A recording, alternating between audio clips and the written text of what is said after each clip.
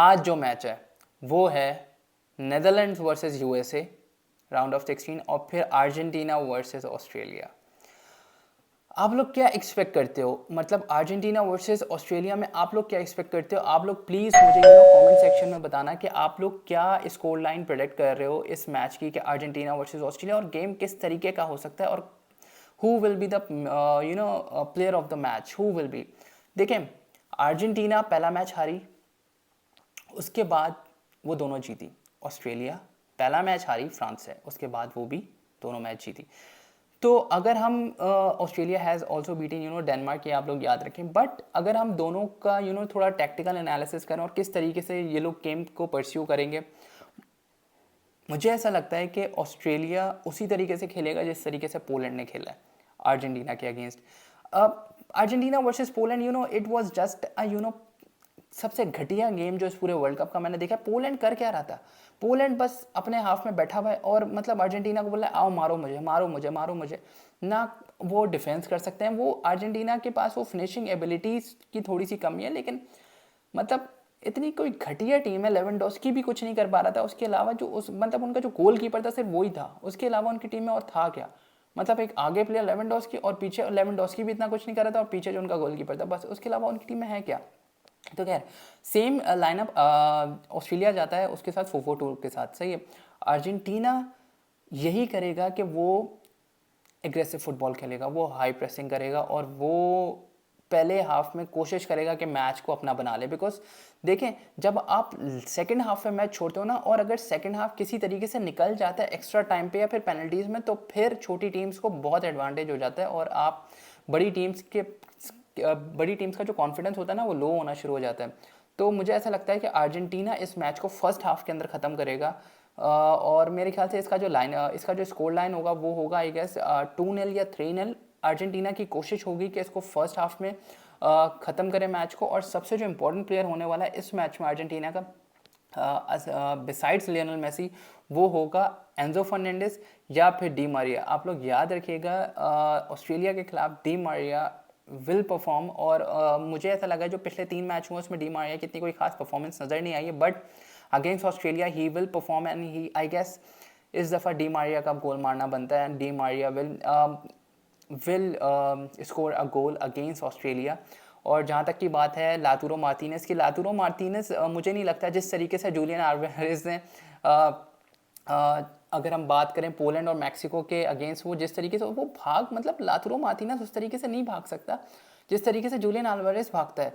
मतलब उसको यार आप बोल दो बस भागता रहे, वो भागता ही भागता रहेगा, भागता ही भागता रहेगा। और जिस तरीके से उसने फिनिश किया था अगेंस्ट पोलैंड, ब्रिलियंट ब्रिलियंट। और ख़ास तौर पे आप रॉड्रिगेज से स्टार्ट नहीं करोगे और बिकॉज सीडीएम मुझे नहीं लगता अब, बिकॉज जिस तरीके से एंजो फर्नांडिस ने अपनी परफॉर्मेंस शो की है तो वही स्टार्ट करेगा, फिर मैक एलिस्टर और रॉड्रिगो दी पॉल। तो मुझे ऐसा लगता है। और हम उसके साथ लिजांड्रो मार्टिनेज के साथ नहीं जाएंगे, हम रोमेरो और ऑटोमेंडी के साथ ही जाएंगे बिकॉज वो सूट करता है। हाँ, आप उसके बाद सब्सटीट्यूशन कर सकते हो बिकॉज जिस तरीके से स्कलोनी सब्सटीट्यूशंस करता है ना, मुझे नहीं लगता कि अभी तक के इस वर्ल्ड कप में उससे बेहतर सब्सटीट्यूशंस किसी और ने किए हैं। तो अर्जेंटीना वो ही जाएगा, हाई प्रेसिंग के लिए जाएगा। ऑस्ट्रेलिया अपने आप को डिफेंस करने के लिए जाएगा और ऑस्ट्रेलिया रिलाई करता है। देखें, जब आप उनके मैचेस भी देखें ना, group matches against Tunisia, against Denmark, उन्होंने रिलाई किया है कि हाँ भाई आप सामने वाली टीम आप पोजीशन रखो, आप अपने पास सब रखो, लेकिन एक दफ़ा हमारे पास बॉल आएगी ना, हम गोल मारने की कोशिश करेंगे। तो वो काउंटर अटैकिंग मतलब उनकी अप्रोच है और वो चाहेंगे कि काउंटर अटैकिंग करें और उसके बाद फिर एक भी बॉल उनको मिलता है, एक भी चांस उसको मिलता है तो उसको अवेल करें। बट मुझे नहीं लगता कि अर्जेंटीना के खिलाफ ये हो पाएगा बिकॉज पोलैंड ने भी यही सोच अपनाई थी और उसके बाद क्या हुआ वो आप लोगों के सामने। तो Australia against Argentina, it will not be a boring match because Argentina इसको बोर होने नहीं देगा। एंड आई थिंक कि Messi will also score in this match because उसको अपना बदला लेना है। उसने बहुत कोशिश की थी पोलैंड के खिलाफ स्कोर करने की, बट वो अभी स्कोर करेगा। जी, तो इन दी एंड अर्जेंटीना वर्सेस ऑस्ट्रेलिया में विनर अर्जेंटीना रहेगा और अर्जेंटीना आई गेस 2-0 या 3-0 उसका स्कोर होने वाला है। D Maria will definitely score और मुझे ऐसा लगता है कि एंजो फर्नांडिस इस दफ़ा फिर सही किस्म का गेम करने वाला है ऑस्ट्रेलिया के खिलाफ बिकॉज जिस तरीके से वो वर्टिकल बॉल्स खेलता है और जिस तरीके से वो रन लेता है, it was just amazing amazing, खास तौर पे जो उसका मैक लिस्टर के साथ जो कॉम्बिनेशन बना हुआ है ना, मुझे ऐसा लगता है कि एक्यूना को तेग्लिफिको के ऊपर नहीं प्रेफरेंस देनी चाहिए, बिकॉज वो उस तरीके से रन ले ही नहीं पाता, बिकॉज आपको पता है कि मेसी लेफ्ट बैक को पास करता है, और मुझे ऐसा लगता है कि तेग्लिफिको एज सबको पता है कि वो आयाक्स का प्लेयर है, और वो बहुत ज़्यादा इस तरह की गेम को समझता है, इस तरीके के माइंडसेट को समझता है, खासतौर पर मेसी के माइंडसेट को बहुत ज़्यादा समझता है। तो मुझे ऐसा लगता है कि प्लेइंग 11 में उसको प्रेफरेंस देनी चाहिए क्यूना के ऊपर, लेकिन खैर देखते हैं खैर क्या होता है। लेकिन Argentina will definitely win this match and Australia you are going. अब हम बात करते हैं थोड़ी सी नेदरलैंड्स वर्सेस अमेरिका के गेम पे। नेदरलैंड्स का एक ही प्लेयर जिसने शाइन किया है वो है गैकपो। मतलब पूरे टूर्नामेंट से पहले ही नेदरलैंड्स की टीम में एक ये चीज़ सबको पता थी, और सबको पता था कि यार ये एक हिडन टैलेंट है जो कि कुछ बड़ा करने वाला है इस टूर्नामेंट में नेदरलैंड्स के लिए, और उसने किया भी है अभी तक, और वो है गैकपो। तो आप ये एक्सपेक्ट कर सकते हो। देखें, Netherlands versus USA, USA will counter press, USA हल्का नहीं आपको आने देगा, बिकॉज अगर आपने डियोंग को हल्का आने दिया, अगर आपने डियोंग को खाली छोड़ा और उसको अपनी मनमानी करने दी, उसको पासिंग करने दी, वो आपका मैच फर्स्ट हाफ में ही ख़त्म कर देगा। बिकॉज जिस तरीके से डियोंग रन लेके करता है ना, आप यूएसए हो, आप कोई भी टीम हो, आप उसको खाली नहीं छोड़ सकते, और आपने उसके पासेस को ब्लॉक करना है। बिकॉज अगर आपने डियोंग के पासेस को नेदरलैंड्स के अगेंस्ट ब्लॉक किया, और अमेरिका को कोशिश करनी है सेकंड हाफ तक मैच लेके जाए, बिकॉज बहुत ज़्यादा नेदरलैंड्स अपने फुल बैक्स पे बहुत ज़्यादा डिपेंड करता है। डम फ्राइज हो गया, ब्लाइंड हो गया, मतलब उस पर वो बहुत ज़्यादा डिपेंड करते हैं। तो मुझे ऐसा लगता है कि अगर अर्जेंटीना वो अपना अमेरिका अगर तो इसको लेके चला जाता है सेकेंड हाफ के अंदर, और इस हद तक डिफेंड करे, एक तो उसके डियोंग के पास को रोके, और उसके बाद फिर डिफेंस करे, जिस तरीके से भी डिफेंस करना है डिफेंस करे, और सेकंड हाफ के एंड तक मैच लेके जाए, और फर्स्ट हाफ में कोशिश करे कि किसी तरीके से गोल करे।